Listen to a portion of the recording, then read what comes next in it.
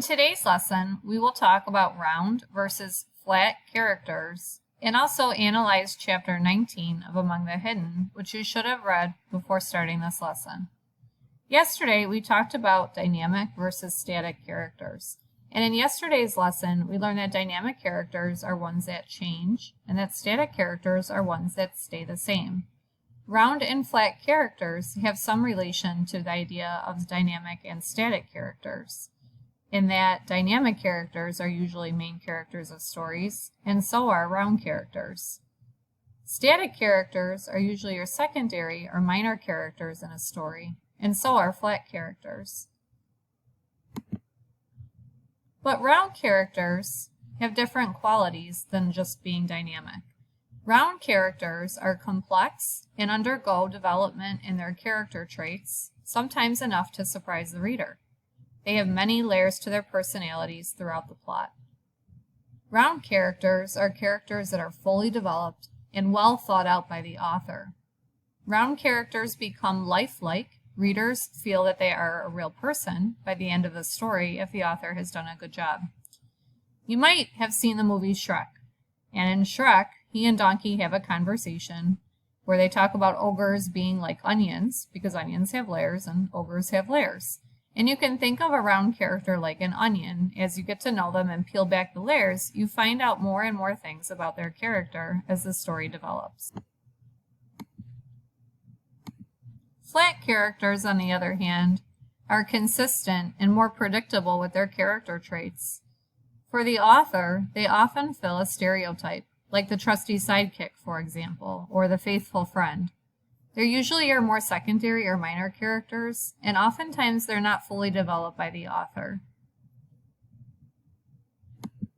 Some examples of round characters in Among the Hidden are Luke and Jen. As we get to know each of these main characters, we learn more and more about their personality traits. So far, we also know that Luke is dynamic, which means he is shown change from the beginning to the part in the book that we've read up to. But we're not sure yet if Jen is dynamic or static. Yesterday, in your discussion post, you made a prediction about what you thought Jen would end up being. But we do know for sure that both of these characters are round, because they have many personality traits, and we keep finding out more and more about them as the story progresses. The author has done a great job making them feel like real people to us. There are also many examples of flat characters in Among the Hidden. For example, Mother, Dad, Matthew, Mark, and the little bit that we know so far from Jen's chat room friends, Yolanda, Carlos, and Sean, make us realize that these are probably not going to be characters that are focused on in the story much more than they already are. Because we don't know very much about them, we would consider them flat characters. Let's turn our attention now to some of the major events that happened in Chapter 19, which you should have read before we started this lesson. In Chapter 19, Jen gives Luke some books and articles about the population law. Luke learns some important facts about why the government started the population law in the first place. He found out that many years before, there had been severe overpopulation. Because of that overpopulation, different parts of the world were experiencing some food shortages. It was particularly bad in poorer countries. But then there were 3 years of droughts. In parts of the world that typically created the most food could barely grow any. That lack of food production led to more widespread famine, and the government decided to impose the population law so that they would never have trouble feeding the people again.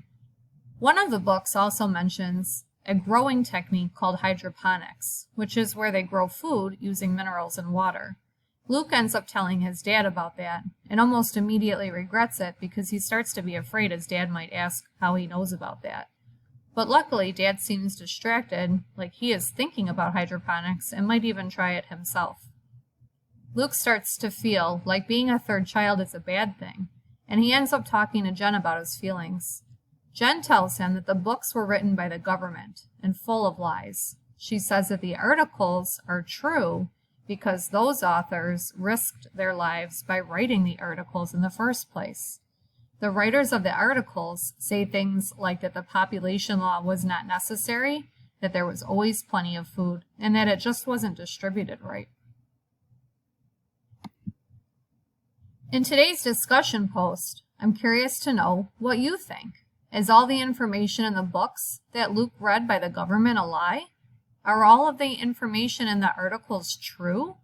Or is the truth somewhere in the middle? Is it possible that some of the books are true, some of the articles are true, or that they can both be true?